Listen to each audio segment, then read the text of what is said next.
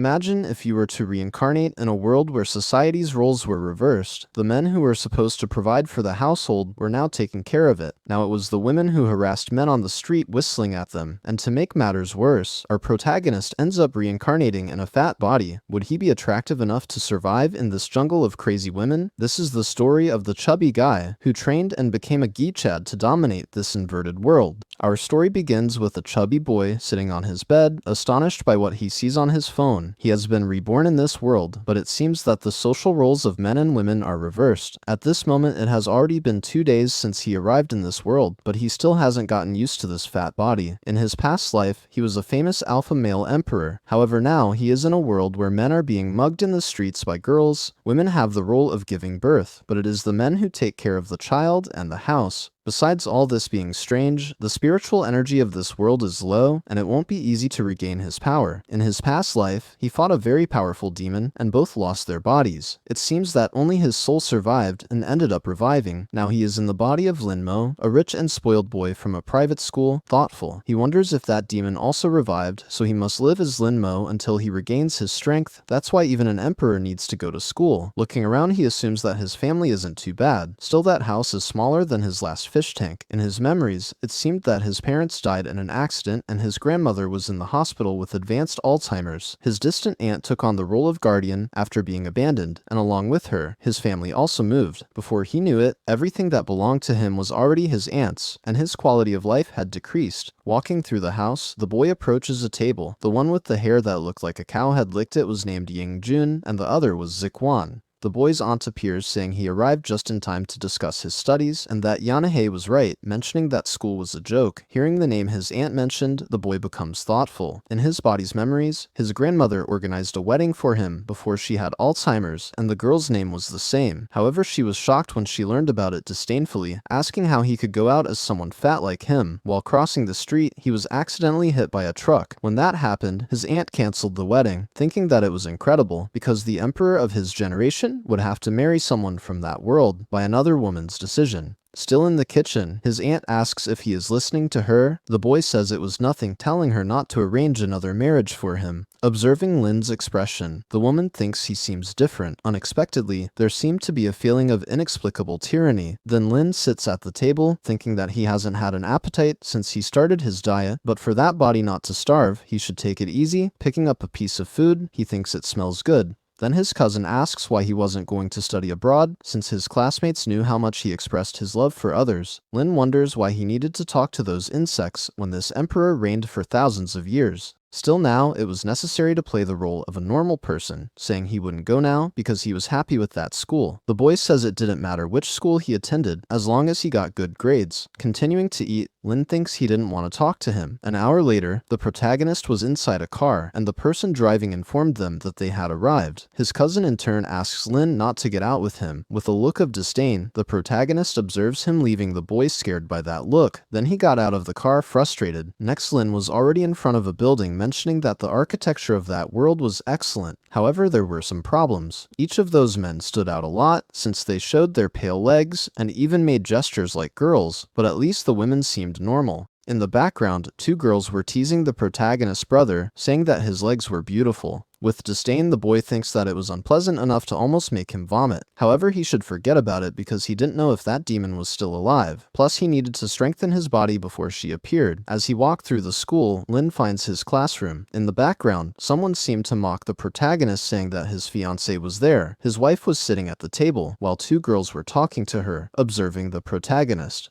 His wife was sitting at the table, while 2 girls were talking to her. Observing the protagonist, she didn't seem to like his presence. Lin thinks it's incredible how unbearable mortals can be. The boy heading towards his desk leaves Yan Hui confused. While sitting down, he thinks about how he could resume his cultivation in some way. Someone taps him on the shoulder, saying he should believe her when she said he couldn't like her. This was a girl with red hair giving him advice. Remembering the girl, Lin thinks she must be the classmate of that body. Continuing to speak, the girl questions how he could like someone from the 2nd class. Noticing Lin still quiet, she assumes she has spoken too much, saying that there was still a chance connects with Yanhui, who might like him if he lost a bit of weight. Then the protagonist asks her to just say what she wanted to say. The girl asks how he knew she was plotting something, and Lin mentions that she wasn't that kind. Next, the girl really wanted to ask him a favor, requesting to play a game with her, saying it wouldn't take long, and as a reward, she would introduce him to a girl more beautiful than Yanhui. There is a mountain that cannot be reached alone, but she had contacts to help climb directly, so she was thinking of going during the summer, mentioning that the place was impressive at night, and he would regret refusing to go there. Lin thinks of a rumor that high mountains attract spiritual energy, and that mountain was the closest in the region, so there was a high chance it had energy at the top. Also, it was a great opportunity for that body to lose weight by climbing the mountain. Accepting the proposal, he mentions that he wasn't good at games making her happy. The girl says they would have a match against an idiot from class 3 who loves to pretend to be good. Sometime later in the computer room, the girl mentions that she had reserved the room just for them, so no one would bother them. Sitting in the chair, she asks Lin to connect to a user. Then, the protagonist enters his password, successfully logging into his account. Inside the game, the boy looking at a window says it was a competitive action game with an immortal theme. That girl appears saying she had called the boss of that realm because he would help them. Then the boss appears mentioning that she had indeed brought a man, apparently liking the protagonist because he was a classmate of her friend. Cutting the mood, she says she would start the 3 versus 3 PvP mode. Starting to run, the girl asks them to be quiet while she would take down the enemy group. Then the protagonist's friend asks him to hide while she goes to check. Lin thinks that only legendary beings from his world can be immortal, but cultivation and everything from his world was similar to the game, assuming there was a probability that there were immortals in that world, so he should be careful. While sitting, a notification appears that someone had died. That girl from before appears apparently stressed. Starting to run again, she says she made a mistake and now would take revenge. However, she ends up dying again, repeating the cycle of running again, but now the protagonist's friend would help. Even so, it was of no use. Outside the game, the protagonist's friend is furious because even the boss of that realm couldn't defeat that person, telling the protagonist to be careful because Flying Feather was on the way. But Lin was completely calm. While running, the boy thinks he had developed his fighting instincts over thousands of years, capable of using them even in games. Throughout all this, the other team was still behind the protagonist, while 2 girls fawned over the person playing. Then, the girl says he couldn't escape from her. Looking back, Lin realizes someone is following him. Stopping to run, he thinks it was an emperor, and that's why he had never been chased. Noticing that Lin had seen her, the woman quickly hides.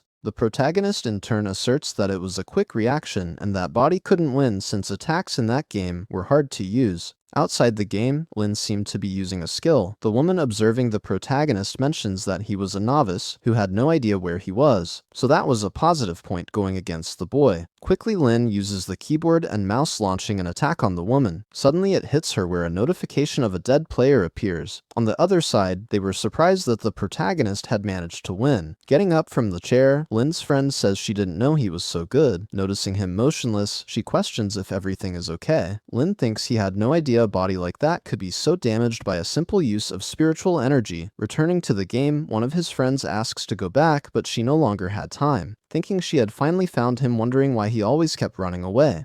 But this time, she would kill him going after the protagonist. Meanwhile, the boy ran without stopping. Noticing that the girl had found him again, he thinks he should boost the lower part of his body again, throwing his sword towards the woman. Then she questions if the boy wanted to hit her from so far away. At that moment, her leg gets hit where she ends up falling to the ground. Looking at the sword in her leg, she wonders if that was a warning to stop following him. Outside the game, one of her friends says they should stop chasing him. The girl in turn asks if she knew the other side, asking to contact them right now. Sitting in the chair, she murmurs the protagonist's name. On the other side, the protagonist's friend receives a call from those girls wanting to see her. Approaching Lin, his friend says he was amazing, suggesting to play a few more matches, but the boy didn't want to play anymore, asking her not to forget the promise he had made before. Sometime later, Lin was already near his house. Inside his room, the boy lies down, mentioning that his body was very fragile. The next day, while going to school, his cousin calls him, asking him to explain to his classmates that the marriage with Yanhui was not real. Then the protagonist says there was no need to explain what was false. As he was leaving, his cousin says he was very arrogant. Inside the classroom, his friend notices his presence, asking if he knew who that girl from before named Xiao Yutang was, mentioning that incredibly she was from his school. It seemed he had been through a lot since he lost his love, mentioning that the girl wanted to see him, and he didn't need to worry because she wouldn't do anything to a guy. But before he could finish the the sentence with a threatening look, the protagonist watches him. Suddenly, he doesn't complete the sentence mentioning that it wasn't Momo baby. Then, a girl approaches the protagonist's table. That was Yan Huer saying they needed to clarify things, and he should say it was just a fake marriage. Lin's friend says she was going too far. After all, Lin Mo is just a boy and should have more compassion. The girl questions what that had to do with anything, and if she liked the protagonist. Jumping into the conversation, the boy says that whether it was true or false, there was no possibility of him being with the girl asking her to leave. Yanhui says he was being too full of himself and didn't know how much that bothered her, so he should never say he would marry again. The boy in the background says Lin was very strong because he hadn't cried yet, and the other guy says that if it were him, he would leave school immediately. Then someone enters the room. That was the girl he had lost to before, accompanied by 2 more people. The people in the background mentioned that was Xiao Yutong. Rumors said she caused a lot of trouble, and everyone who got involved with her dropped out of school. Approaching Lin, the girl calls the protagonist. Apparently, Yane was her sister, asking if she wanted something. Then, the girl calls Momo Baby, which was the protagonist's profile name in the game, telling him to follow her. Meanwhile, Lin, irritated, continued sitting in the chair, thinking he was the emperor and not Momo Baby. In the background, those 2 boys ask how he got close to Uwang and why he was being called Momo Baby. His friend in turn apologizes because the girl wanted to play with the protagonist alone. She just needed to go out with her and then could do whatever she wanted. Leaving the room, Lin murmurs that those people were very annoying. At the door of his class, Utong was waiting for him, thinking he didn't expect Momo Baby to be a man instead of a woman, claiming that it was fun, because back in the day, women fought in combat skirts, but now that had become a norm for them. Then, she starts asking Lin several questions, questioning if it was him who defeated her in that game, giving an order to look for him after class, because she would duel with him alone. But Lin says she didn't play that game, and had only won by luck, saying she would go back to class. Irritated, Utong wonders if the boy didn't know who she was. Then, the other girl states that it was no surprise Lin wasn't afraid of her since there was no more love in her heart because she had been left. Utang in turn gives the order for her to bring the boy at noon. Returning to the classroom, a group of boys asks what Tang had said to him. Her friend says that the girl had been attracted to the protagonist, so she just wanted to play with him alone, asking not to worry because she would take him to Wu Mountain on the weekend and would arrange for some girls. With a threatening look, Lin tells her not to bring anyone else. Imagining supposedly illicit things, the girl feels embarrassed, saying various things, and that she shouldn't be interested in her. Then, the other girl appears saying that Utang was waiting for the protagonist. However, Lin was no longer in the classroom. In the cafeteria, Lin was eating, while people in the background teased him, saying he ate too much. At the reception, the boy asks the man to wrap it up for the trip.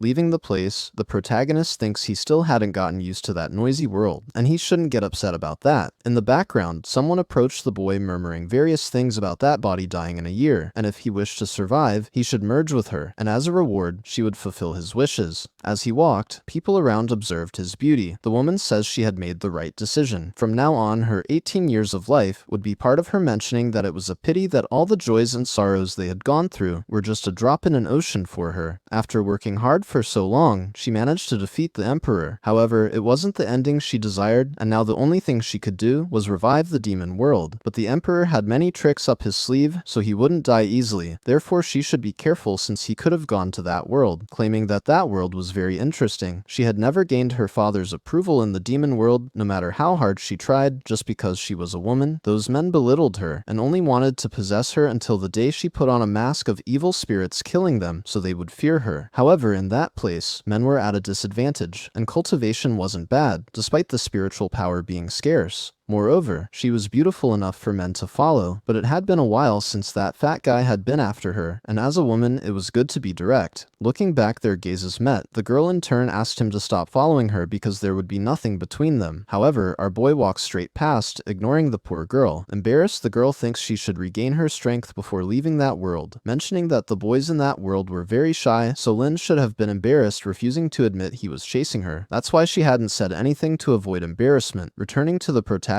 he was apparently bothered, wondering why that girl was following him. Noticing that Lin was going to the terrace, he thinks he should look for another place to be alone, but he remembers that normal students never went to that place. The people in that world are spiritually and physically weak, questioning if Lin would jump off the terrace. However, that was none of his business. Even so, he still felt bothered, remembering that the friend of the owner of his original body had also jumped from a building. Heading towards the terrace, he thinks he would fulfill that body's will. Reaching the top of the building, he sees the protagonist at the edge of the terrace. Then, he uses a skill to immobilize him. However, he had forgotten that he had no spiritual power. Meanwhile, Lin calmly thinks that it was quite cold up there, so it would be better to go down for lunch. Then, that girl appears asking the protagonist to wait. While grabbing his stomach, Lin asks what she was doing. Lifting the boy, she asks the protagonist to come down, but she is surprised by the boy's weight falling to the ground with him, where she even ends up breaking a rib. On top of her, Lin says he didn't even have time to respond. Questioning what she was doing, the girl says she was just helping him because he was going to jump in an isolated place, thinking she had broken a rib because of him. Surprised, Lin thinks the girl thought he was going to jump off the building, assuming it was because in that world, men were fragile while women were strong, extending his hand to help, asking to control her imagination since he had only gone out for some air and did not intend to jump off the building. Moreover, he was not interested in her leaving the girl embarrassed, telling him to never show up in front of her again. As Lin leaves, he thinks that the woman had dismissed the help of an emperor without even knowing it, and since she didn't want help, there was nothing he could do. Back in the room, his friend asks where the young man was, mentioning that Tang was looking for him and telling him not to leave after class. The protagonist in turn says that all of this was her fault, so she should solve it on her own, but the girl says she would go with him after class to play with Tang, and if she let him win, it should be enough to leave him in peace. Even so, Lin says he wouldn't go, thinking he didn't want to lose to a little girl, even if it was just a game. His friend continues trying to convince the protagonist, but the young man says the problem was hers. The girl says she would do anything for him, but Lin had already decided he wouldn't go. Then his friend thinks she had messed up. Sometime later, the day passes. Getting up, the protagonist says it's time to leave, and shouldn't forget his promise on Wu Mountain. As he leaves, Lin remembers something, recalling that he had fallen on that girl, wondering if she was okay. The human body is very fragile, so she probably ended up breaking a few ribs. Since human lives in that world were precious, he could end up getting arrested, which would cause a huge problem. Looking for the girl, Lin thinks he should check. Meanwhile, she was still on the terrace, claiming that her body was very weak and she couldn't get up. Moreover, it was very windy and she was hungry, thinking even about screaming for help, but wouldn't do that even if she died. She didn't expect that could happen. An invincible demon who defeated the emperor was brought down by a fat guy. Then someone approaches the girl. Realizing it was Lin, the girl questions why he came back. Kneeling, the protagonist observes her, thinking that she didn't seem to be well. Then he places his hand on her back, saying that she had broken a few ribs, mentioning that she was very weak and needed to exercise. But the girl says that happened only because of him. While Lin takes off his suit, the empress, embarrassed, asks what the protagonist is going to do. Covering her, the young man mentions that it was windy on the terrace, asking her to wear his suit. Making a call, he says he's going to call an ambulance, but the empress says she didn't need his jacket. The protagonist already knew she didn't want to wear his jacket because she was fat, but she should remember that her body was fragile and could take it off when the ambulance arrived. However, for the girl, it wasn't for that reason, as she didn't expect the protagonist to be so kind. This world has a beauty standard for men, thinking she didn't know why Lin helped her, but would keep an eye on him anyway. Sometime later, the ambulance arrives. While the empress was on the stretcher, two girls noticed that commotion. Embarrassed, the girl thinks she would never forget that day. At night, the protagonist was already near his house. Entering, his cousin asks why Uang had gone to talk to him. Then Lin says he would only say that once. Ziquan, in turn, thinks that fat guy had a sharp look, mentioning that he had been more aggressive lately, saying that Yutong must not have gone after him of his own will and must have gotten into some trouble. Because of that, he would ask his mother to kick him out of the house. Then Lin, questioning what he was talking about, mentions that this was his house. Zixin, about to slap the boy, says he had asked for it. With no effort, Lin holds his hand. While squeezing his arm, he thinks he was very weak. So weak that it wasn't worth continuing with that. Fallen on the ground, the boy says that it hurt, going to tell his father that Lin had hit him. Appearing in the kitchen, his father asks how he dared to hit his cousin, saying he would take care of him. However, with no effort, the protagonist also holds the man's hand. Surprised that Lin Mo had held him so easily, Lin in turn says he would give him a piece of advice to never mess with him. Crying, the guy says he was an abuser, calling the protagonist's aunt, saying he was causing trouble. Arriving in the living room, she tells them to be quiet. Staring at Lin, she thinks the boy was different, saying she didn't want to know what happened, and it was just to apologize to her uncle. Lin in turn thinks she was the first person to ask an emperor to apologize, saying that he wasn't wrong, and therefore wouldn't apologize. However, she says that if he didn't apologize, he wouldn't receive his vacation allowance, but the boy says he didn't need that. Entering the room, Lin wonders if she was talking about money, remembering that if he didn't have it, there would be no way to go to Wuzu Mountain. There was nothing to sell in that house, plus he had no savings. Thinking about selling some clothes and shoes, Lin opens his computer, surprised because a buyer arrived so quickly. 3 girls in the comments of the post were asking personal questions and if he still had the smell. Surprised, the protagonist thinks he has never been afraid, not even of demons, but those women scared him. Even so, he would sell to make money, wondering why money was the first problem since he should first recover his strength. The body is the foundation of cultivation, and if he could absorb spiritual energy, money wouldn't matter. A few minutes later, the boy was completely exhausted and without spiritual power. The body couldn't take it, so he should forge his body from scratch. Then he receives a call from his friend, saying she wanted to talk about Wu Mountain, mentioning that her friend said he would go there, and if it wouldn't be better to go another day. Lin says it's no problem, and they could go anyway. Then the girl says the bus would leave in the morning, so they shouldn't be late. The next day, the protagonist goes to the table to have breakfast. Xuan asks why he woke up early, and if Yan Hui didn't ask to go out with him. However, the boy remains silent. His cousin in his thoughts questions why he wasn't responding, and if he was planning something, saying he could continue eating like a beggar because his bus had arrived. Near the bus, Yane calls the boy, saying she was scared and that they should get in quickly. Inside the bus, she says Lin was different since she had rejected him, mentioning that last night she had pushed him while arguing with her father. Yan Hui in turn says she always knew it wasn't a good idea to take Lin to Wu Mountain, claiming he would go too, and the other girl says he looks like a whale's pacifier, so he wouldn't be able to climb. Then the protagonist's friend appears, saying they were in the same class and shouldn't talk about him like that. The girl thinks she didn't expect Lin to come, but he wasn't afraid of Yan Hui, so she would stay with him so he wouldn't feel alone. Then Lin appears on the bus. As he goes to his seat, Yan Hui stops the protagonist, asking why he pushed Zixin. Interfering in the conversation, the protagonist's friend says, it must be a misunderstanding because Lin was a calm person, calling the boy to go to the front of the bus because there was a beautiful view. At the front of the bus, she asks the driver to stop at the next place to pick up the other person. The protagonist, in turn, hopes that when they arrive at Wu Mountain, he won't be disappointed. Looking to the side, he notices a girl riding a motorcycle, stopping the motorcycle in front of the bus. Suddenly, the bus is forced to brake. Removing her helmet, it was Tang. The protagonist's friend gets nervous, fearing she stopped the bus to go after Lin Mo. Getting out of her seat, she says she would talk to her, questioning what she was doing there, and Utong says she was looking for that fat guy. Noticing Lin, the girl mentions that if it weren't for his size, she would never have noticed him. Then everyone starts laughing at the protagonist's face. Utang tells him not to go to Wuzu Mountain and that it would be better to go with her to play video games, and if he did that, he could make his girlfriend come back, but the boy didn't want to hear that, asking her to leave him alone. Then Yang asks if she was bothering him, thinking that if it weren't for him, she would never have lost even once in her life, questioning whether he would go with her or not. Then Lin seems to be surprised, noticing that the girl's necklace had a bit of aura, thinking that his refining technique was a bit poor, but that was something difficult to develop in this world, wondering if there were still cultivators, saying he would play with her when he finished climbing the mountain. Then the protagonist's friend suggests that everyone should go to the mountain. Yang asks if Lin was really willing to climb that place. It seems he wasn't popular besides being fat, so she would watch him try to climb that mountain. Meanwhile, another guy appears saying he had space in his seat, suggesting she sit next to him, but the girl didn't want to know, calling one of her friends to watch her motorcycle, questioning if Lin had that game because it was to play with her now. However, the protagonist says that if he won, he wanted something in return. Accepting the offer, Yutong says that if he lost, he should be his servant forever, ignoring another guy while talking to Lin. Then, the other man asks Ziguan if Lin was good at games, and why Tang insisted on playing with him. Ziguan in turn thinks he had no idea what was happening and the protagonist was a nuisance. Returning to Lin, the boy was playing with Uang that game from before. Noticing an opening, he prepares an attack. Utang is surprised because he was trying to attack him at high speed.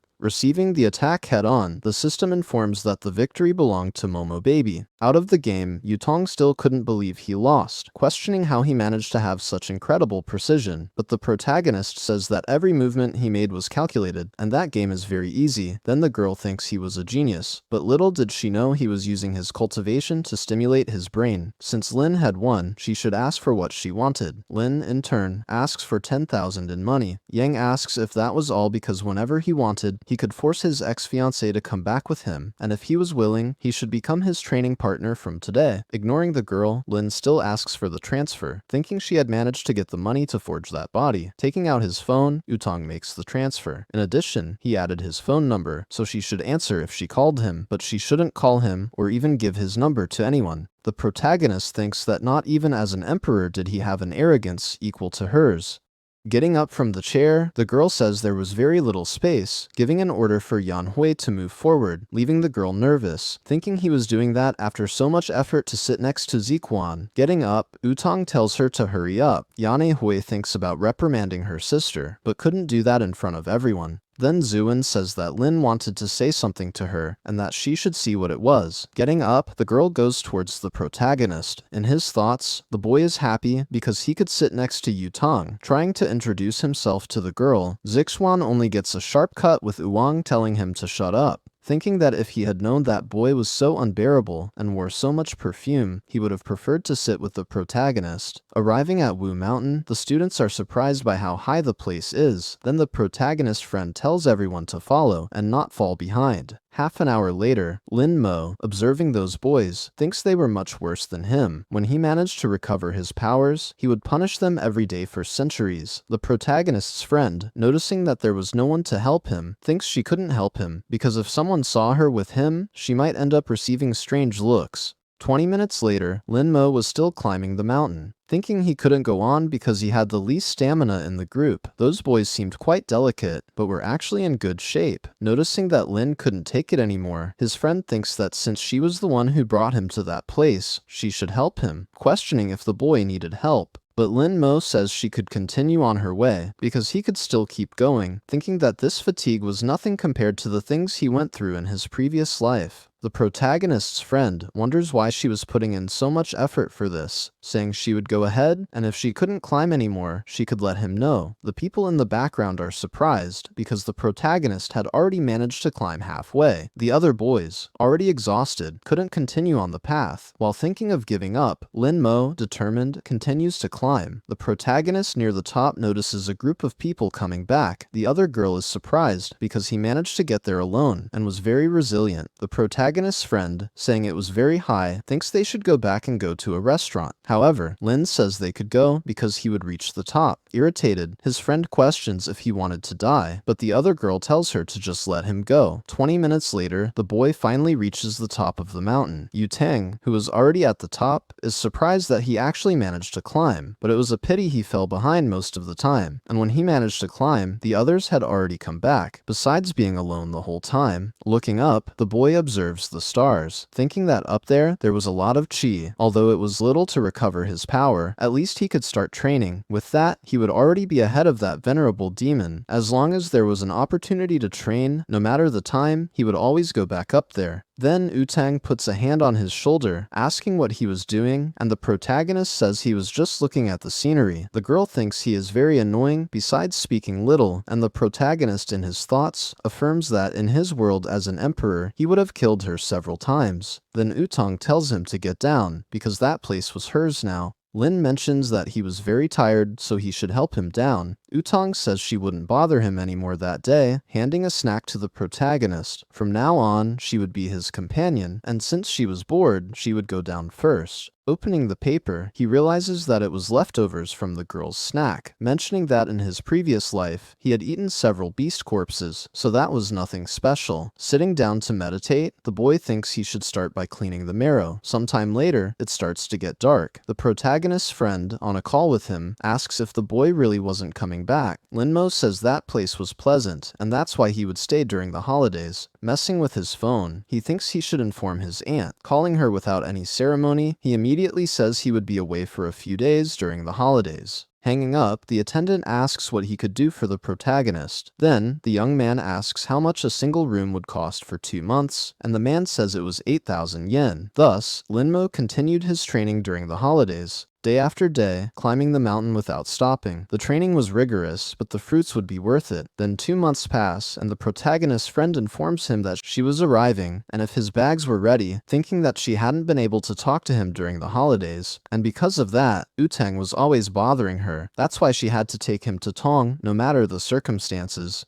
Meanwhile, Lin Mo looked at himself in the mirror, thinking that after 2 months, the spiritual energy in his body was still weak. Appearing all giga-chad, he says he should still continue being a mediocre student. Sometime later, the protagonist's friend says she finally managed to find him. but when she looks at the boy, she is surprised by his beauty, assuming she had confused him with another boy, imagining having a family with that man. With a look of remorse, the protagonist notices the girl staring at him. Embarrassed, she starts to walk away, thinking that the protagonist must think she was a pervert. Then Lin asks where she was going because she hadn't made a mistake. The girl in turn questions if he was a friend of Lin Mo. However, she says he was Lin Mo. However, she doesn't believe his words, assuming they just had the same name. But the protagonist says he had only lost some weight, asking why she was so surprised. However, the boy had changed drastically. Everything about him was completely different. Picking up the bags, Lin says they should go. Then, the girl thinks that by his cold look and way of speaking, he was definitely Lin Mo, thinking that she wasn't dreaming, and that the boy had changed a lot, affirming that it was worth it not to have treated him badly in the past, asking to carry her backpack. However, another girl appears offering help to the protagonist. Quickly, her friend approaches the car, opening the door for the young man. Inside the car, she mentions that he was now very handsome, asking if he had been climbing the mountain all this time. His efforts were definitely worth it, and when Yane saw him now, she would regret breaking up with him. That's why now many girls would be nice to him. But he had to understand that all of that was falsehood, so Lin asks her to just shut up. Fearing her friend wonders if the protagonist hated her for not climbing the mountain with him. If she had been kinder before, he might have fallen in love with her, and they would have had a perfect love. However, there was still an opportunity because she was still the closest to Lin, saying that he must have gone through a lot, and that's why they should go out to eat something, but the boy just wanted her to take him home. Sometime later, the young man was already at home, and his friend says she would see him in a few days. Then the other girl asks if she wasn't going to take the protagonist to see. However, Yunu says she wouldn't take him anymore, thinking she couldn't take a beautiful lamb to the wolf's den. The only thing she needed to do was use Lin's account to play. Then, Lin Mo enters his house. The whole family is surprised by his appearance, asking who he was and how he had entered. However, the boy says he was Lin Mo and had just lost weight. Even so, Ziquan doesn't believe it was him, because even if he lost weight, he wouldn't be that handsome. Then, his mother asks him to stop shouting, asking if the boy had undergone any surgery. The boy mentions that she had all her money, so there was no way to do that, questioning if he would receive his money that semester. His aunt says she would pay all his expenses, and also buy a new uniform, but if he did anything bad to his cousin or uncle again, she wouldn't give him another cent. Standing up, Lin says he was already satisfied, and his aunt thinks he really was the protagonist. The next day, the young man was in a car with his cousin going to school. Zixuan asks why the driver was driving slower this time. Then the girl says she would go faster, thinking that she couldn't help but look at the protagonist because he was very handsome. That's why she just wanted to keep watching the boy. Then Lin gets out of the car. Everyone around is surprised by his beauty, wondering who that boy was. His cousin, feeling jealous, questions why Lin was attracting so much attention. Noticing that the girls were taking pictures of him, the young man thinks something wasn't right. Soon after, he enters his classroom. Heading towards his chair, another girl wonders if he was a transfer student. Lin, for his part, thinks he had just lost weight, but just because of that, he was already a bit better than usual. However, normally he wouldn't attract so much attention, questioning if it was because of his aura. At the classroom door, a commotion was happening. Yu Teng, holding the protagonist's friend, says she would give 3 minutes to bring that fat guy to her, but Yunhu says there was no fat guy anymore. The girl mentions that she would regret continuing to lie. Then, Yunhu says she would tell where Lin was. Pointing her finger at the protagonist, she says he was Lin, who had lost weight during the holidays.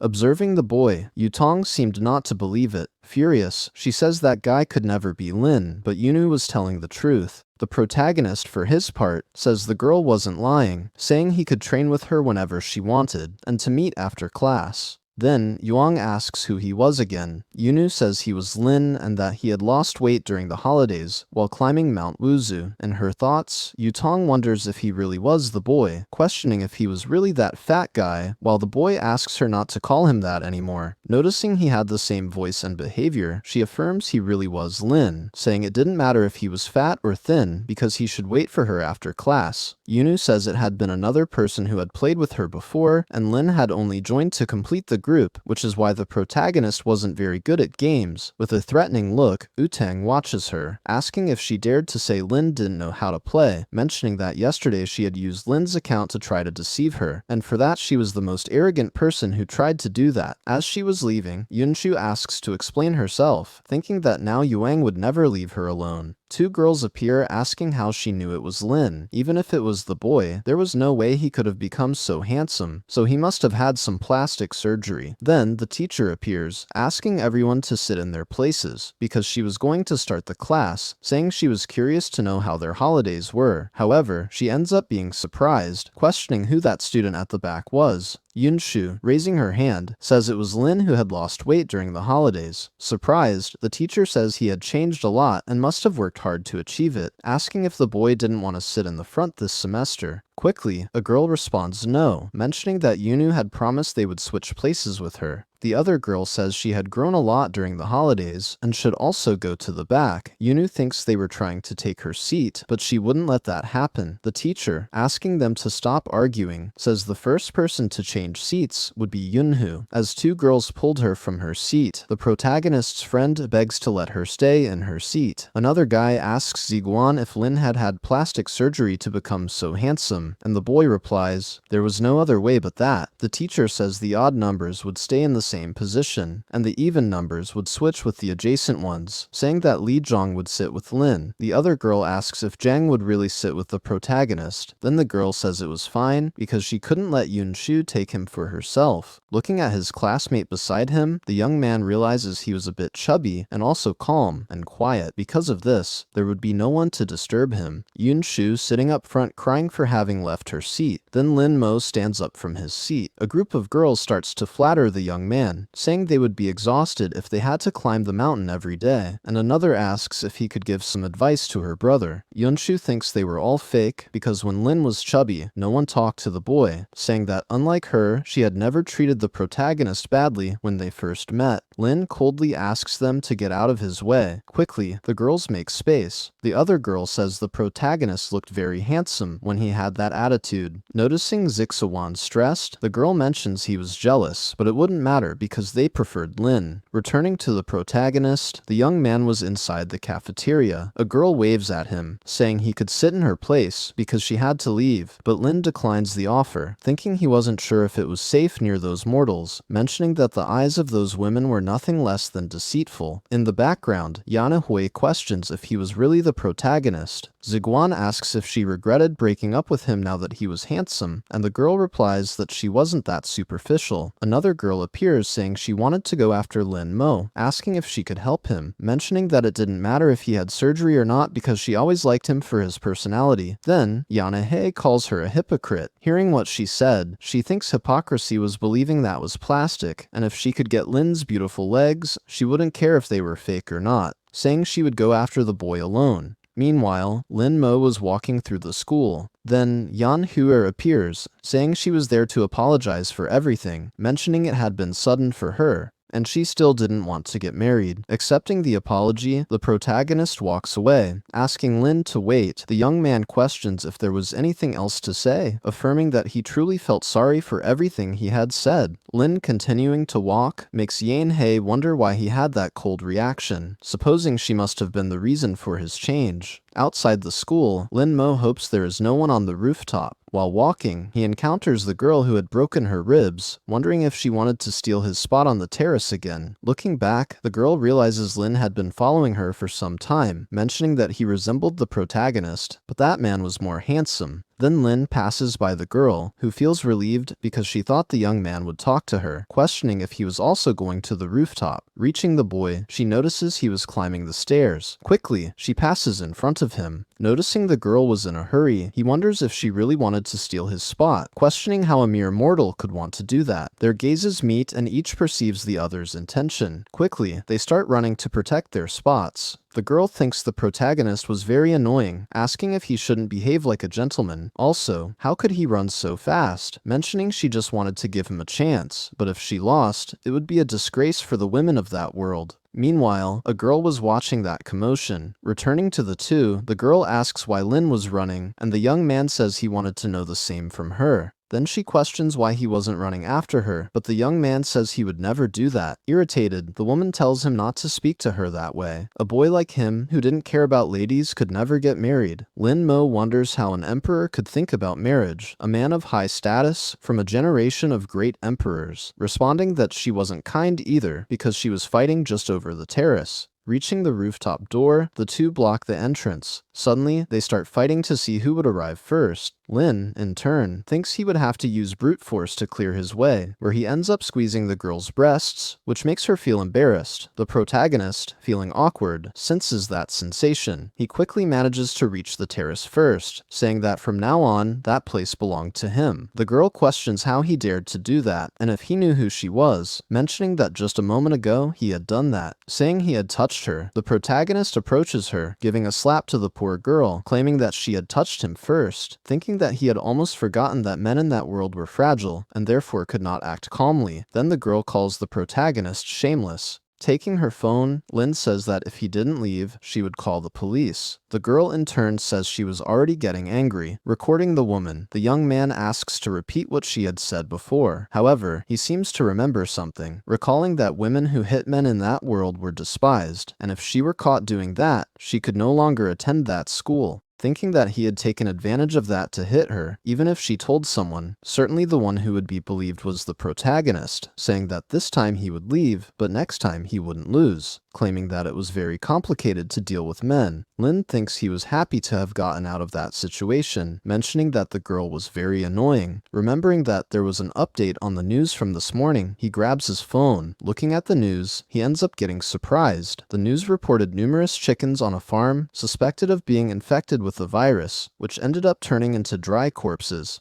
Observing that chicken, Lin Mo seems to recognize it, recalling that the demon from before had a sword that would suck any creature that touched it down to the bones. But in his final battle, that sword had exploded, and then his sword also exploded trying to protect him, and along with that, he ended up going to that world, wondering if that demon was really dead. Since to become immortal, Lin had to follow the path of heaven, but she in return only had to kill people to gain her power. That's why he had to investigate what was happening. Sometime later, it was already sunset. As Lin was leaving, the girls were still fawning over the protagonist. Yunshin appears saying she would accompany him to Yutong's house, but Lin Mo says it wasn't necessary. Even so, the girl insists on going, mentioning that Utang and her sister were very dangerous, telling the story of a time when a boy was tricked by his classmates, which ended in a tragic end. However, the boy thinks he doesn't want to go to that place, asking Yun not to get too close to him.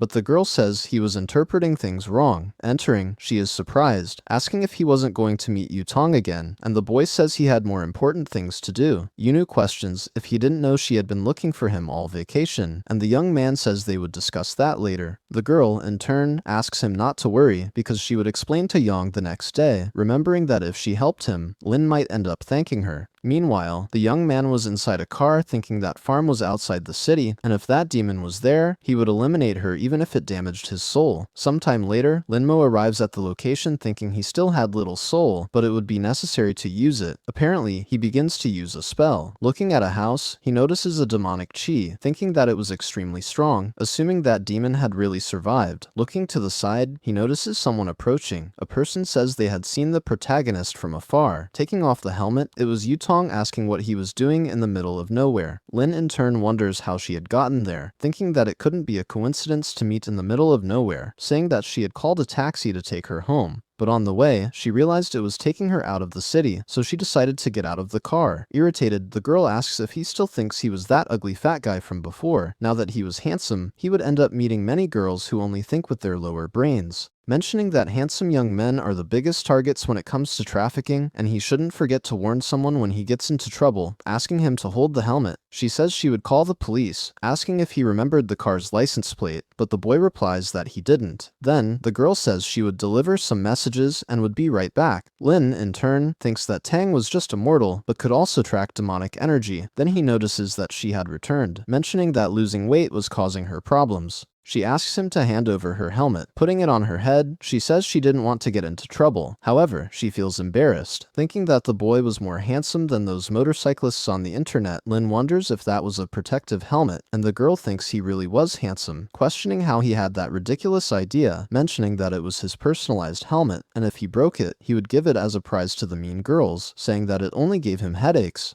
Looking at where the girl was going, he realized it was exactly where the demonic energy was. As he was worried, he would check what was happening. Returning to Utang, the girl seems to pass through a place she shouldn't, where an old lady ends up noticing, questioning who the girl was looking for. Quickly, Utang draws a weapon, saying that she had a lot of courage not to run when she saw her. Desperate, the old lady says she shouldn't be playing that kind of game because it was against the law. Then Wang questions if she knew the law of the demon cultivator, but the old lady says she was just a chicken farmer. Stealthily, she draws a dagger from her sleeve. Utang, realizing the woman's intent, fires her weapon. With her arm bleeding, the old lady begs not to be killed. The girl mentions that she was a good actress, but would have to be better to deceive her, using a spell that transforms her weapon into a sword. Even so, that old lady insisted she wasn't a demonic cultivator, and had nothing to do with that incident. Utang says that now she was only capable of refining chickens, but in the future, it could be people's turn, mentioning that she had little cultivation time, but was better than a monk. Then, the old lady asks how she hadn't noticed that, saying she would go further if she refined her. Utang says that was encouraging, quickly advancing towards the demon, asserting that the outcome wouldn't change, stabbing her sword into the chest of that monster. Lin Mo, in the background observing the situation, thinks that energy seemed to be that of a demonic sword. Utang in turn seems surprised, because her sword had no effect. The girl thinks that energy was completely different from the demonic cultivators she had encountered before. Questioning what that creature was, in a matter of moments, the monster lunges at Yuang where she barely dodges, assuming that if she received that attack, she would definitely die. Again, that creature envelops a spell in its fist. Then, Yutong takes a piece of paper. It was a spiritual talisman thrown towards the monster. However, it has no effect where the demon again attacks the girl. Suddenly, she is thrown against the wall. While spitting blood, she thinks she couldn't believe she had lost. At that moment, the protagonist appears to defend the girl, who asks what he was talking about since she should leave that place. Lin asks to speak politely, but Utang gives an order to leave. Quickly, the young man seems to use a skill where the demon stops moving. Young, surprised, asks why he had stopped, but Lin says it was nothing special because he was the one there. While fleeing, the demon ends up falling to the ground. Before the monster, a giant aura surrounded the protagonist. The girl mentions that pressure was very strong and she couldn't breathe, wondering who Lin really was. Meanwhile, in another place and time, Guiwan, in the city of Luobai, a man says that Tao was what gave rise to heaven and earth, encompassing all things. Then the man seems surprised, questioning why the bell was ringing, and if that shouldn't happen only when there was a great event in the world. With the master kneeling, his subjects ask if he is okay. Then the man says that the father of Tao had just reincarnated. Returning to the protagonist, the boy asks where that demon was. However, that creature had already lost all its spirit, mentioning that it was just a fragment of the sword. Even so, that didn't matter. Using a skill, the young man seems to absorb that spirit, thinking it could be a trap from that demon to reveal its location, but it was a good item to cultivate when its demonic nature was eliminated. The only thing he had to do now was take care of that woman. Behind the protagonist, Yuang says he was very handsome. Using magic, the boy gives an order for her to forget what she had seen. Then Wang ends up fainting. Observing the girl, Lin thinks that her spiritual root was of the highest quality, and that was incredible even in his world. However, that meant there was a good place to cultivate in that world. Otherwise, it would be impossible to reach that level. Right after using his ability, the boy feels a pain in his chest. Assuming he had overloaded his residual soul, thinking he should leave that place where he ends up finding two girls mentioning that he was very handsome and that they would take him to a pleasant place, but Lin asks to be released or he would regret it. Then the girl says she was just pretending to be tough, asking him to be a little kinder. Irritated, the protagonist thinks that since his soul was damaged, he couldn't use his strength. Touching his face, the woman says he should obey her. Meanwhile, Utang was behind the two, asking them to get out of his way. He throws a punch at the woman who barely dodges.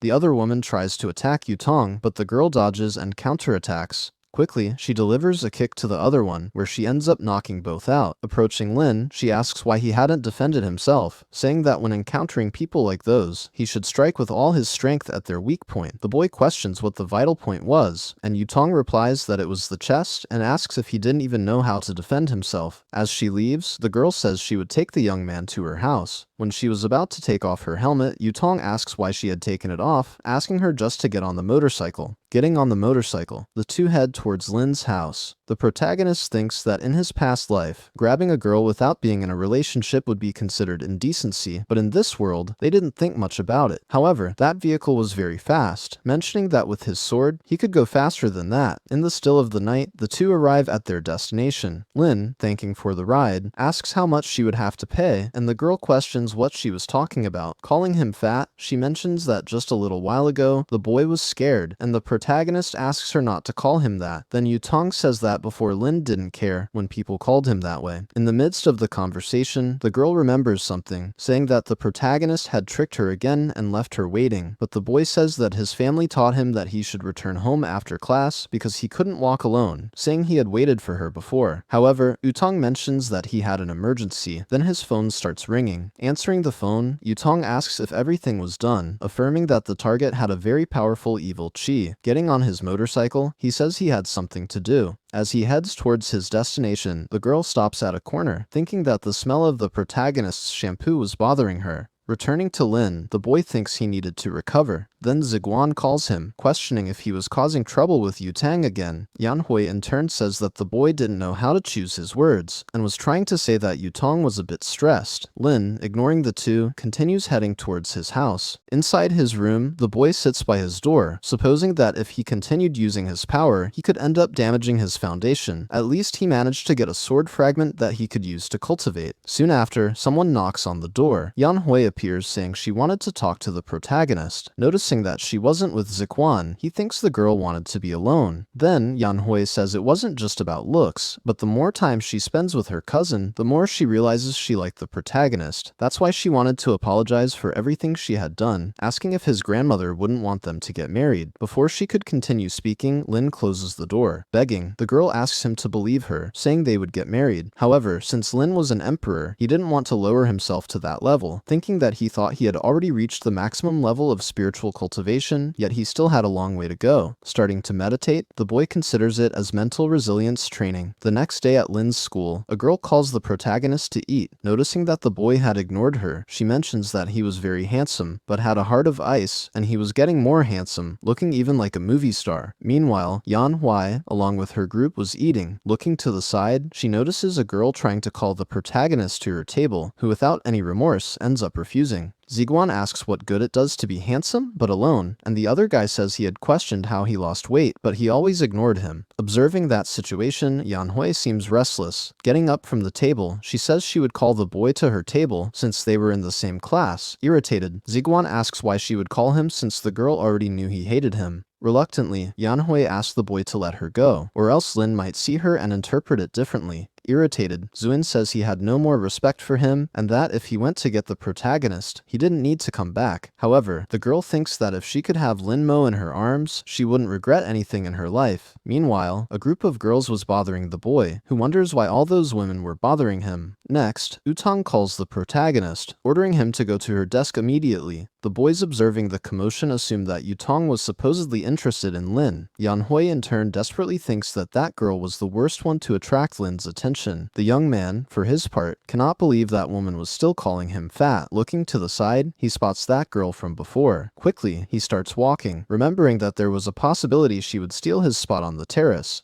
While the young man walked, Yutang noticed him in a hurry. The girl next to her says that Lin had become very arrogant after getting a bit more handsome, asking who he thought he was. Furious, Yutang sends a message to the young man saying she would kill him after class. Returning to Lin, the boy was approaching the terrace. However, that woman was already in her resting spot, saying that since she had arrived first, Lin should leave. Refusing to leave, the young man mentions that he had won the race before, so that spot belonged to him. The girl says she had let him win because he was a man, asking if he thought she would lose. Then, the young man suggests they go downstairs to bet on another race to settle this once and for all. Irritated, the Empress says the boy only knew how to run and asks if he had any other skills besides that, for if he continued like this, he would never get married. Lin Mo, for his part, says there was nothing special, stating he could choose any game because he would win against her in any of them. With a sly smile, the girl seems to be planning something. Picking up a cup of pieces, she says they would play that game. Watching what was in the girl's hand, Lin wonders if it could be what he was thinking. Then the Empress questions if he knew how to play that game, and if he won against her besides leaving the terrace, he could ask for anything. Sitting on the floor, the young man mentions he wouldn't be able to fulfill any of his wishes, even if he tried. Convinced, the girl thinks she had spent thousands of years playing that game, and her skills were on another level. Little did she know that the protagonist had also spent many years playing that game, known as one of the best in his world. As they were about to start the game, the two stared at each other. In the middle of the match, both sides were completely focused. Realizing he still hadn't won, Lin wonders if that woman was some reincarnation of a player from that game. Sometime later, the match continued until sunset. The girl, observing the situation, realizes that the match was uncertain, and if she wasn't careful, she could lose. The young man says that if she didn't know what to do, she should give up. However, the Empress mentions that classes had already ended, so she should feel proud of getting this far, and therefore should go home. Soon after, Lin's phone starts ringing. Thinking he could never give up, and would only leave that place with victory, the girl, for her part, could no longer stand the noise of that phone.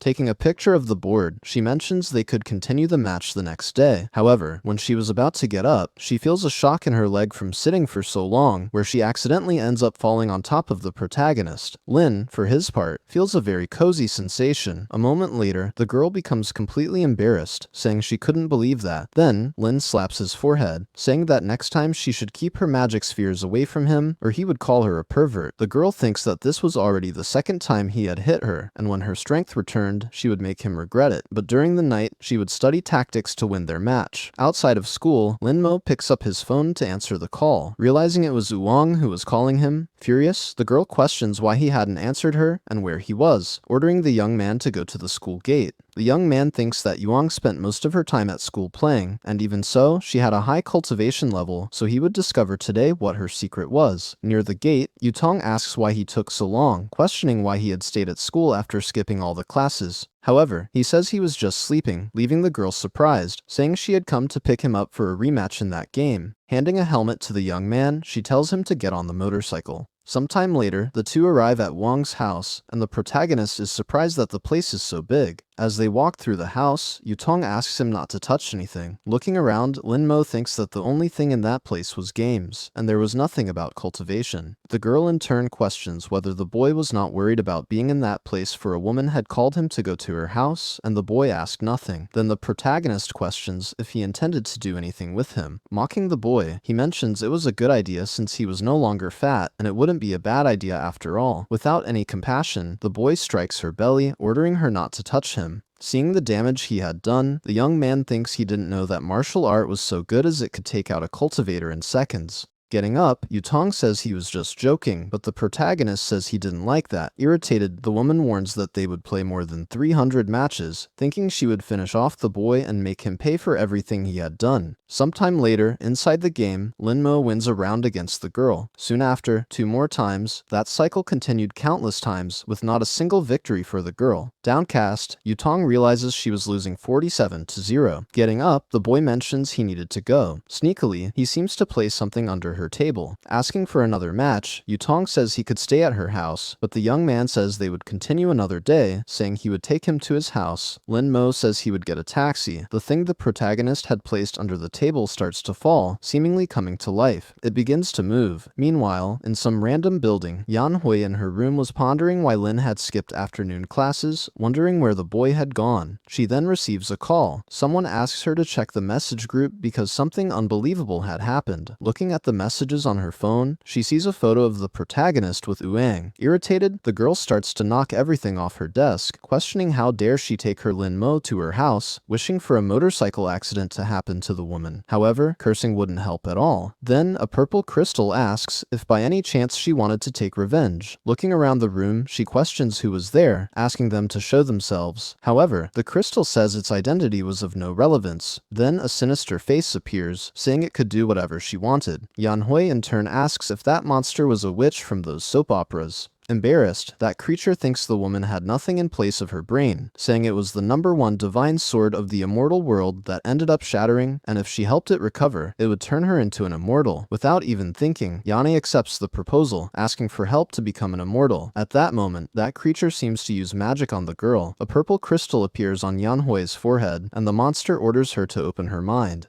allowing it to merge with her body. Asking why she felt no power, the spirit questions what she desired. Suddenly, the girl asks to be taught hypnosis, and the monster mentions there were numerous skills like that. In her thoughts, Yana Huai supposes that with that skill, Lin Mo would be entirely hers. Meanwhile, the protagonist was riding in a taxi, thinking he couldn't use his powers carelessly, believing Yuang should reveal her secrets. Quickly, the boy seems to make a hand signal. At Yutong's house, that doll receives a signal. Observing, the girl realizes she was playing, questioning if Utang was a false cultivator, wondering how she had managed to reach that level. Furious, Utang cannot believe she lost to a stinky fat guy. Lin Mo in turn gets irritated by the girl's words, mentioning he would now crush her in all the games. Then Utang remembers she had to do something. Watching her leave the room, Lin Mo wonders where the girl was going. In the room, Utang was changing clothes. Wearing a suit, she says it would work. Opening a closet, there were numerous combat weapons in that place. The protagonist thinks that even if all that was of low quality, it was still hard to obtain in this world. Starting to run, the doll jumps into the girl's clothes, thinking that this time he would discover her secrets. Sometime later, Utang arrives at a building, thinking she should find out what shampoo the protagonist used because it smelled so good. Inside that building, the girl approaches a door. Meanwhile, someone says they should raise their glasses to celebrate the newlyweds. In that place, a wedding was happening, and the woman mentions the bride would make a speech. Taking the microphone, the woman thanks all the people who came, even without time. Meanwhile, Yutong sits in her place, thinking that now she just had to wait for it all to end. After a while, the other woman declares that the wedding ceremony between Linu and Suchu has ended, and now they could start the party. Returning to the two newlyweds, his wife asks if he is very tired, but the man asks her not to worry because he just needed to change clothes and drink something. While they were talking, someone approaches the two lovebirds. It was Yutong standing in front of them. Realizing who it was, the young man becomes desperate. The bride in turn asks if something is wrong. Then Yutong says that now that his wish has been fulfilled, it is time to go. As he begins to transform, the man asks if she thought fulfilling wishes was so easy. In that instant, the young man transforms into a werewolf. When he was about to attack the girl, Yutong uses a talisman. Dodging the attack with a leap, he draws his sword, attacking the wolf from above. With one blow, it is knocked to the ground. Holding its neck, it thanks the girl, and in a matter of seconds, its head disconnects from its body. Desperate, his bride tries to help the man. In her thoughts, she apologizes to the woman because she would never see her again, mentioning that that form was a stupid way to die. Returning to human form, his wife runs into his arms, pleading for him not to die, ordering them to call an ambulance to help him. Furious, the woman says she would kill the girl. Yang in turn mentions that she did not know her husband because he was an expert in draining energy from women, turning them into slaves, saying he was just doing his job and that it was nothing personal, using a talisman to make them forget everything they had witnessed. Soon after, the bride ends up fainting. Calling someone,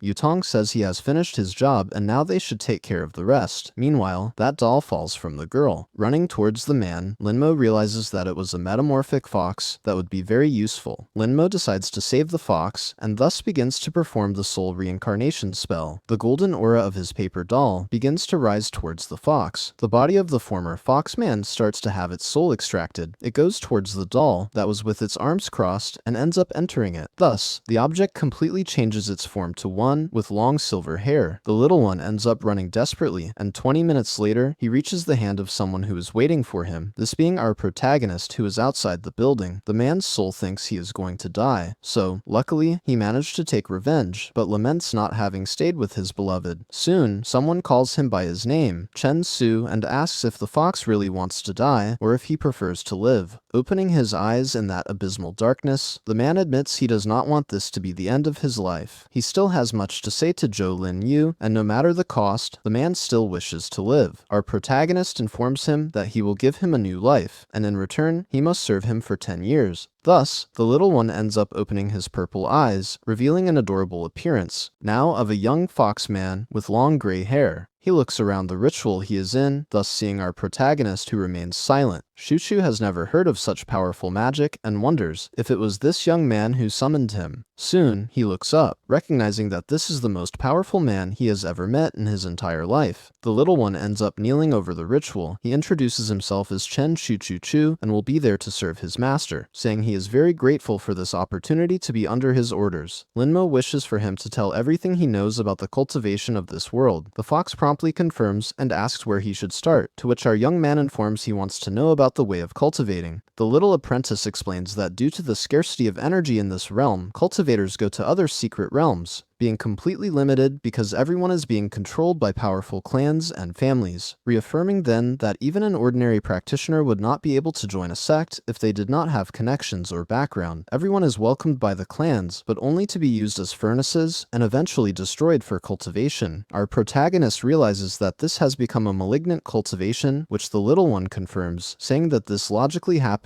due to the lack of energy, and logically the community of cultivators has always hunted the users of these malignant sources. Our protagonist asks if they resemble the cultivator Xiao Yuang. With a brief smile, the fox confirms, and then ends up saying that this girl is not only the most talented, but also from the Zhao family, one of the three great families. The other one decides to ask if there is an immortal kingdom, to which the little one says he doesn't know.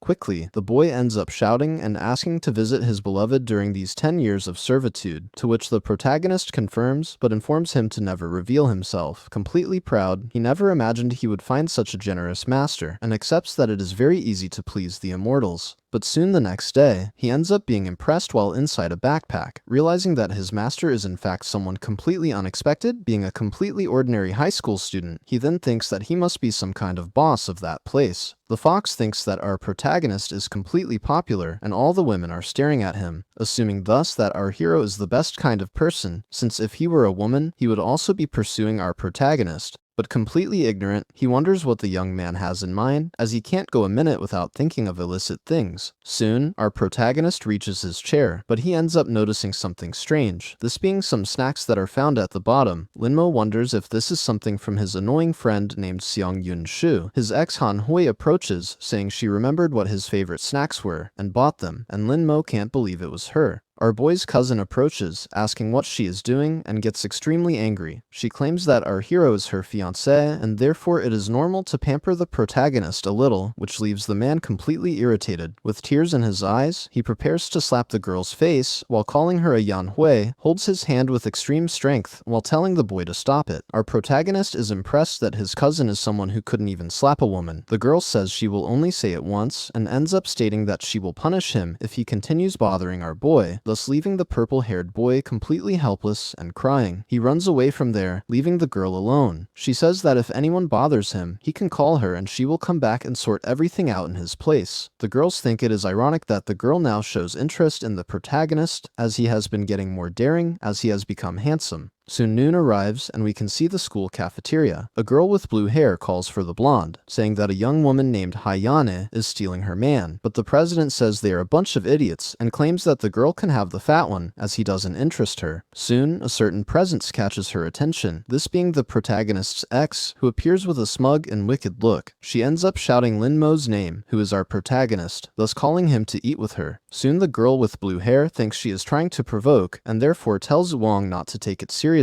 but with extreme brutality, the blonde says that if the protagonist annoys her, then she will give him a beating. Soon, anger rises on our hero's face. Thus, he ends up leaving the place with his ex, who is convinced that she can be with him. He can't believe he lost his cool after so many years of cultivation, and therefore believes he has much to learn. In his pocket, the little fox thinks that his master is truly someone amazing, as even someone like Zhao Yuang is jealous because of him. Furious, the girl asks if the boy really complained about her, but the blue-haired one just says to ignore it as she can't hit a boy. She decides to forget about the fat one, and then thinks about the girl as she is being very bold. Our protagonist finally arrives at the ground floor of the school. The dark-haired girl, while eating a pastry, tells him to hurry up. Our protagonist notices the immense hostility and reflects that she must be angry about the previous day. He sits down, and then makes his first move in the game. She knew that our protagonist would make it difficult for her. But still, she had already thought of a solution before all this happened. Impressed, he admits that the girl is really good at this game. But suddenly, his stomach lets out a growl of hunger. With the bag in hand, he stares at her with a somewhat vacant look, thus opening and revealing a lunchbox inside it. Soon, he ends up breaking his chopsticks to indulge in the meal. The other assumes this is a matter of respect for eating instead of playing, but our protagonist excuses himself by saying it's lunchtime. She thinks that if he keeps this up, he'll be fat again soon. But soon, a question arises about the fat guy who was here on the terrace. Our protagonist says he has never seen anyone with that kind of profile around here. Angrily, she admits that just thinking about that boy makes her ribs hurt because of his weight, but quickly, her expression changes to surprise upon seeing something on her phone. It's a photo of our protagonist being posted in the girls' group, thus realizing that our protagonist was in fact the fat guy she had met earlier. With red eyes, she says she has a question. Recalling and showing the photo of the protagonist, she asks if he really didn't know this person from the phone. With extreme shamelessness, the protagonist says he has never seen anyone so fat, to which the girl gets annoyed, saying that Lin Mo is a terrible liar, but she understands that he doesn't want to talk about the past, and therefore says he doesn't need to worry, since she hadn't asked about that. Soon she ends up rummaging through her bag, revealing that she washed his jacket, but thinking it won't fit someone of his current physique anymore. A light shines in her eyes, perplexed by this gesture. Then he collects the clothing while remaining completely stunned. Quickly, the young woman ends up standing up, accepting thus that it was a tie, and saying that he is indeed very good at the game. Our protagonist informs her that few people can match him, but she was one of the few who managed to surprise him. The girl admits that from today on, their fight is over, but ending it this way leaves the protagonist in silence. Quickly and with conviction, he ends up calling her, saying that it would be better to have a best of 3 to decide a winner. With a cheerful smile, she accepts his proposal and then reveals that her name is Han Shinny. Our protagonist is surprised by this name at first, but then reflects a bit. His little fox jumps out of surprise from her bag. He is surprised that he is so powerful that all the women throw themselves at his feet, but our protagonist reveals he has a question which is about where her resources for the evil cultivation come from. Promptly, the little one replies that they come from the Dark Door Network. The items are protected by the Shadow Clan, which is primarily responsible for the protection of both demonic cultivators and members of other families. But they can sell them to good-natured people if you have money. Our protagonist is surprised and then asks how he made money. The little fox replies that he has done several assassination missions, but ends up saying that the quickest way to get money is to find a sugar mommy. He assumes that his master doesn't even need to work, since a sugar mom would be the best option for him. But quickly, the protagonist's hand flies in his direction, grabbing him while he squirms, saying he shouldn't have said such things. Lin Mo then puts him in his pocket, informing him that when he gets home, he will take a look at the materials and especially how to make spiritual amulets. Night begins to fall over the school, which is now silent. At the moment of leaving, the blonde ends up calling him by the name of the fat guy she knows, but our hero just diverts, causing Jiao Tang to get irritated and tell him not to pretend he didn't see her. She ends up saying that today, her ex-girlfriend provoked her and tried to embarrass her. But our protagonist reveals that Hyun is not his ex-girlfriend. The girl doesn't care, but informs him that she is a respectable person, and therefore he should cooperate, saying he can go with her for a motorcycle ride. In silence, the protagonist just keeps his face unchanged while reflecting. The girl with the mischievous smile questions whether Lin Mo will be able to get on by himself, or if he will need her to carry him. When he ends up agreeing, they both go to the motorcycle, and she calls him a good boy. Behind a post, someone watches the blonde and curses her for going out with his precious Lin Mo. A dark voice ends up asking why she doesn't hypnotize him, but the younger one decides to reveal that she wants the protagonist to surrender to her body and soul voluntarily. Both end up leaving the school in a desperate manner. The protagonist notices this and says that Utang is going too far. With a mischievous smile, she says that he is very naive for believing the words of a woman. In a broadly suggestive manner, the protagonist asks if she really likes him, leaving her blushing and confused. The motorcycle suddenly skids to a stop. With a red face, she asks if it wasn't clear enough that she isn't interested in him, to which the protagonist asks if she really doesn't want him. The girl tries to refuse with all her might, and the protagonist simply accepts, saying that they are just classmates, so she shouldn't get too involved with him. Utang reveals that she has a line of people wanting to be her boyfriend, and even so, if it weren't for the games, she would never have looked at the protagonist. In the pocket of our young man, the little fox thinks that her master is truly surprising. He wonders when he put that paper doll on her, and on top of that, how he did it with a regular A4 paper. Sometime later, we can see the house of our dear protagonist. He thinks about the shadowy door network. Soon after, he calls for his little companion, who jumps onto the table. With quick clicks on the keyboard, he confidently says that he will enter the shadow network as quickly as possible. Thus, he keeps hitting enter hard and manages to access it. But the little fox ends up landing on a site with highly suggestive content. This is a site for renting a lady of the night or even books with explicit adult content. Lin Mo then wonders if this is the right site, to which the little fox replies that it is the right site and he just needs to go to the treasure page. He thinks he has found the real world of cultivation, but even a lower level spiritual weapon from the immortal realm is a superior treasure in this world. The most important things he will need are 1,000-year-old ginseng immortal stones, but they cost over $100,000. His little companion still tries to convince him to sell his photos to rich older women, but with a stressed face, the protagonist asks if he looks poor or something like that, to which his little apprentice understands. Our protagonist then asks for the money that the little fox has, but the tiny one says he only has 30,000 in his account. Grabbing the mouse along with his computer, he says that will be enough. The young man with white hair decides to question whether his master really intends to make talismans. Soon, Chen Shu tries to suggest that the boy look for something else, since talismans can have a good price, but they are hard to make, and the materials they have are of low quality. Our protagonist informs that he will only make low-level talismans to sell them, so he tells her not to worry about anything. Then, he distances himself, telling her to go back to training, and his little apprentice thinks that with these materials, he will only be able to make trash and useless things.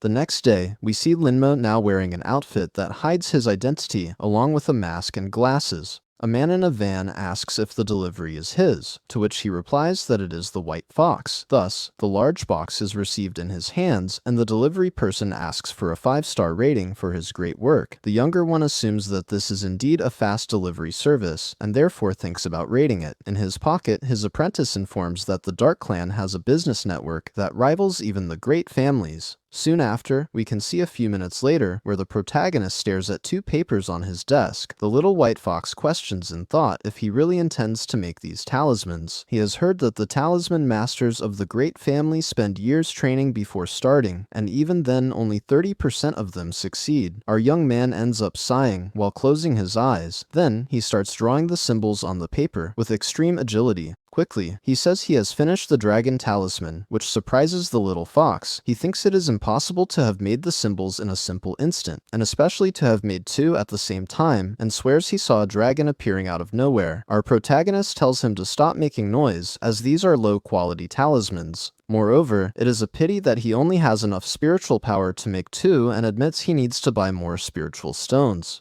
Right after that, Lin Mo is going to put these items up for sale and announce them for $500,000, but he quickly gets surprised by having posted it as the bid started to rise anonymously but rapidly. His companion informs him that talismans sell very well, and that great cultivators and even ordinary people use them, which is why they are considered high quality. Soon, our protagonist realizes that something might have happened to his paper doll. Looking closely through the doll's vision, he notices that the blonde is also in the dark web observing something strange. With eyes full of dark circles, she decides to say that working on the investigation of a kid who has gone missing is really exhausting, until suddenly she ends up seeing the ad for the high-quality talisman, along with the invisibility effect, which seems quite convincing. She assumes it's a good time since she doesn't know this demon, and it's better to be prepared to observe him if necessary. Our protagonist thinks that a spiritual stone might be useful, and besides that, a missing demon is really strange, and wonders if it could be the venerable demon. We then see the next day at school, right at lunchtime. Our dear Lin Mo climbs the stairs until he is interrupted by 3 boys. They end up offending him and asking how he dares to disguise himself to attract the girls' attention. But inside, the boy remains the same trash. Our protagonist maintains his dark and neutral expression while looking a bit down. His ex-girlfriend says she is enjoying this hypnosis more, as it is giving him an unbelievable chance. But with an arrogant and especially threatening look, the protagonist warns them to get out of his way, which irritates the people in front of him. The boys, unconvinced, ask if Lin Mo has lost his love for life, and then decide that they will kill him at that very moment. But before they can hurl more insults at the protagonist, he ends up being grabbed by his huge hand. Our young man pushes him against the wall in one swift motion with extreme brutality. The impact was so powerful that it knocked his consciousness away, and then with an irritated look, our protagonist glances to the side. Seeing the 2 horrendous henchmen, he questions whether he really desires death. His ex thinks this is the time to intervene, and manage to have the protagonist in her arms. But quickly, a girl with black hair passes in front of her. She ends up shouting for them to stop tormenting him. This is the board game colleague that the protagonist met, who then questions what is happening there. The beaten and crying boy lies, saying they wanted to be friends, but Lin Mo ended up pushing him and punched his nose. The young girl questions if this is really the truth, as there's no way to know if the boy is lying. Soon after, the protagonist's ex starts cursing the girl, saying she stole her scene. Then, she pretends to have just arrived and asks if her protagonist is okay, as she heard there was a commotion and ran over. She asks if it was the girl who did this, and thanks her, saying next that one day she will treat her to lunch to thank her better. Then she takes the protagonist's hand and calls him to leave there, but promptly, the black-haired girl ends up holding his hand. She, with a confident tone, says that this is really detestable, as a woman should not take advantage of a defenseless man. With a malicious and angry expression, the girl tells her not to come near her or get involved in her matters, as that is the best she can do. The protagonist tells her to leave her alone, as they can already go. Hai Yanhui realizes she is losing control over the protagonist, and therefore tries to use her hypnosis, but promptly the hypnosis was nullified, and thus did not work on our hero. The demon accompanying her informs her not to use magic for the rest of the day, as he has a bad feeling. The black-haired girl mentions having heard that the younger one ended up rejecting the protagonist. Then she passes in front of her, leaving her angry by saying she feels sorry for her, but the brown-haired girl ends up standing there. Soon trembling with rage, she can only think about how unpleasant this girl is, and calls the protagonist a shameless dog for not obeying her orders. Next, we see after classes where the protagonist arrives home. He is in front of the computer, along with his little companion. Then, Chanuchu ends up saying that someone offered 2 spiritual stones, and a lot of money, understanding that this person really knows how to do business. Our protagonist realizes that the offer is from the blonde girl, and wonders if she is a member of the Phoenix, adding that this could end up being a trap. Lin Mo then says that his companion had told him that the Phoenix group was responsible for eliminating evil cultivators, so there's no reason for them to be there. But the little fox reveals that a trap is not necessary, as the Dark Portal Network already cleanses all evil cultivators every day with the help of the Phoenix group. Next, a small notification pops up on his computer. He notices that the chosen meeting point was Fang Tong Station, which is an apparently normal place. Even so, just to be safe, he goes disguised as always. His little fox ends up being perplexed to know that all this is unnecessary, as the website and delivery are completely secure. The next day, after classes, the protagonist managed to get the delivery. He thinks that after the commission of 200,000 in cash, only 700,000 and the spiritual stones are left. But still, he didn't expect the quality of the items to be so poor in this world. Our young man then absorbs the raw material all at once. With a smile, he realizes that at least he will still be able to recover some of his spiritual power. Then he picks up 2 more talismans that he had made, thus releasing a huge dragon from the 2 papers. The protagonist informs his little companion to sell the 2 on the Dark Portal Network, which he confirms. He can see the comments from people really praising whoever the master was that made these 2 types of talismans. Lin Mo thinks that this world is really backward in terms of cultivation, and it's strange for them to get excited over a simple first-level talisman. Quickly, his little companion becomes excited and perplexed because someone offered 3 million all at once to the protagonist. But soon the price rose to 4 million all at once. Someone in a completely technological room asks if he has gone crazy, wondering how a first-level talisman can cost more than 3 million. Quickly, someone on the microphone just said that the invisibility talisman that was sold earlier was not normal, and that's why they want to find out about the manufacturer. At the blonde girl's house, she observes her state-of-the-art computer. Quickly, she starts to get even more irritated seeing something in front of her. Utang then clicks her mouse all at once, thus adding another million to the talisman auction. Our protagonist just watches the prices rise with his arms crossed. He had to cover his little companion's mouth so he wouldn't disrupt. Quickly, the offer peaked at 15 million in cash. The comments are from people wanting to make a proposal to the protagonist, and mainly asking if they can meet. Our young man realizes that all this is dangerous, and decides to disappear for a while, as all the cultivators in this world will probably come after him, but at least he will manage to get something good, and decides to check on the progress of the blonde girl who is betting in the auction. Sometime later, we can see the girl's house. Our protagonist notices that she is still investigating the disappearance of the boys, all of whom are virgin boys,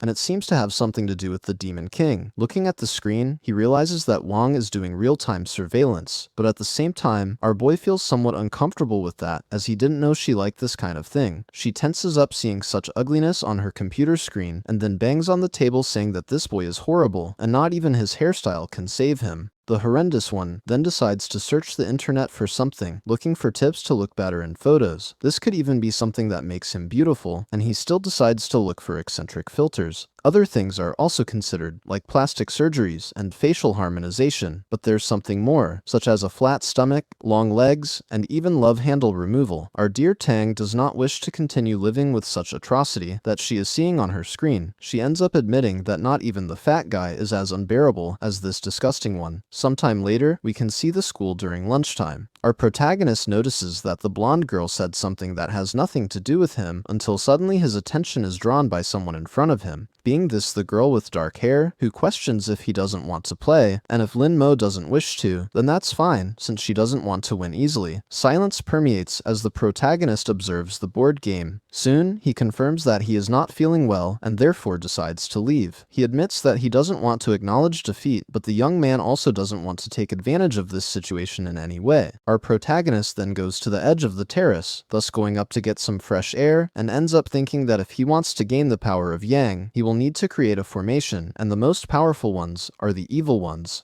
If only Lin Mo had a bit of tea, then perhaps it would be possible to do what he desires. The girl decides to warn him not to accidentally fall, to which he just smiles in response. Our protagonist then walks towards her, humming lightly, but he and Huai, who is secretly observing all of this, ends up getting more irritated. Soon, our hero is stopped just as he is leaving the terrace. This is by the girl with brown hair, who is extremely angry with him. Our young man promptly asks what is wrong with her, to which she tries to speak with a dark expression on her face, but Hansani, who is in the company of the protagonist, ends up telling her to stop bothering him. Soon, the younger girl with brown hair tells the companion not to dare touch her man, who belongs to her down to his nails and teeth. Hai Yanhui turns around and says that the girl just needs to wait and then she will see her painful death. Lin Mo observes her departure, while wondering in thought when he became hers. Sometime later, when night falls, we can see the house of the protagonist's ex. While she takes a shower in a stressed manner, she thinks and admits that she underestimated our hero. Yanhui thinks she should have sought him out from the very beginning of all this, but she ends up admitting that this time he will belong entirely to her without any hesitation, and with a psychotic face, the girl declares that she will hypnotize him that very night to have the boy as her obedient little puppy from now on. Her aura spreads through the air until it reaches the protagonist's house. The purple energy approaches him while he enjoys his morning beauty sleep, but a barrier, a result of his energy, ends up holding back all that negative impact. His little companion wakes up and realizes that something happened, and even wonders what could have caused him so much torment while he slept. Quickly, Lin Mo realizes that this is a remote hypnosis technique, and that he never thought someone in this world would use something like that to hypnotize this emperor. The next day, we can see our protagonist's school, where the girl with brown hair stands in front of him, blocking and preventing his path. She ends up saying that tonight he will get ready and go to her house with eyes full of malice. She can only imagine the taste of his lips, and becomes even more anxious for the night to arrive. But then she gets a psychotic look on her face, thinking that she really managed to hypnotize Lin Mo, and thus assumes that he will be obedient. On the other hand, our protagonist continues walking lightly, thus smiling as he realizes that it was she who hypnotized him last night. Soon, it is revealed to us that our hero was able to stick a paper doll on the girl's back. His consciousness was already linked to the little doll that smiled at our protagonist. Thus, we can see him at another time in the classroom, until suddenly something catches his attention, this being the paper doll on his ex's body, which ended up disappearing. The reason for such disappearance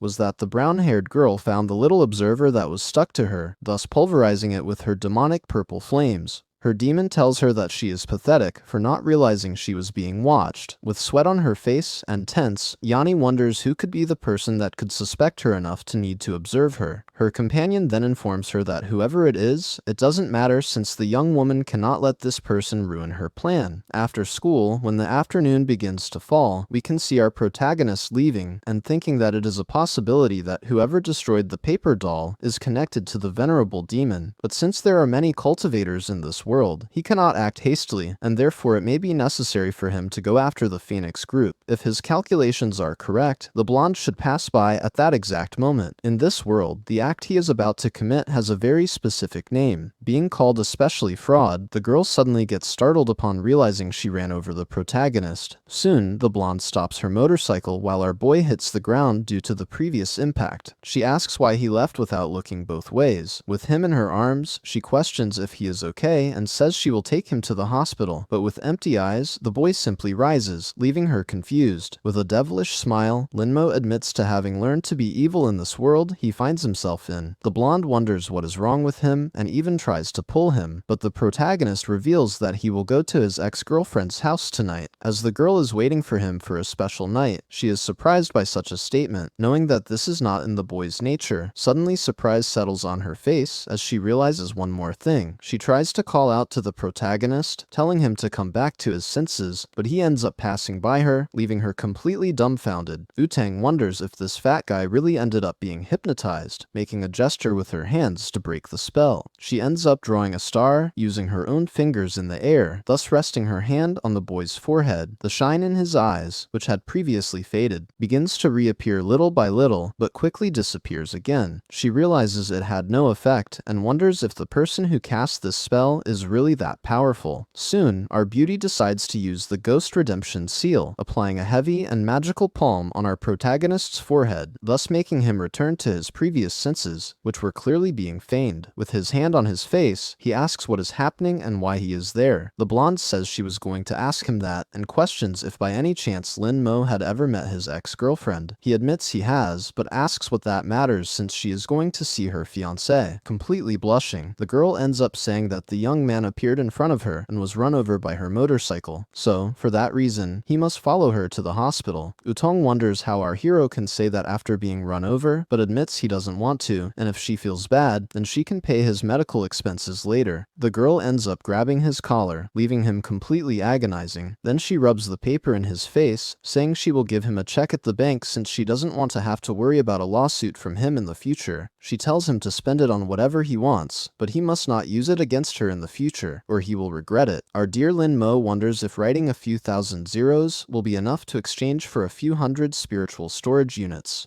The girl then speeds off using her own motorcycle. Young ends up saying that she needs all the information about the protagonist's ex as she is a suspect, which someone on her helmet communicator confirms. Thus, she arrives at the house of the girl who is our boy's suitor. Removing her helmet gracefully, she ends up extending her hand, which has a special ring, thus releasing her magical sword all at once. She decides to make dozens of cuts on the door knob to be able to open the door. The cuts were so perfect that the door itself fell, but not the doorknob, which remained stuck in the shape of the door. She ends up entering, seeing some family photos, appearing not to be of her family, but rather of two boys who seem to be her friends. She then reaches the room of the protagonist's ex, thus realizing that she is a total crazy person for having thousands of photos of the protagonist pinned to her wall, even ending up noticing several manuals of our protagonist, and then decides to see what they are. Reading curiously, she ends up flipping through the pages slowly. Her face begins to turn red with such indecency in the pages. She admits that all of that is very perverted and then decides to put an end to it until her communicator informs her that they have a new problem, saying that Hai Yanhui has suddenly and completely suspiciously disappeared. The girl can see that by the young woman's plans, it is very likely that she has something to do with the missing persons and therefore must tell the team to put out a missing person notice. Soon after, she ends up thinking that Hai Yanhui is extremely clever for having thought of such a precise plan in such a short time. In the house of our protagonist, the knight finishes covering the place. He begins to think that he has seen everything, and it's easy to imagine that his ex-girlfriend has some connection with the venerable demon, and therefore the Phoenix group should prioritize her, until suddenly a sound catches the attention of our dear protagonist. It is his cousin who asks if he has seen the news recently.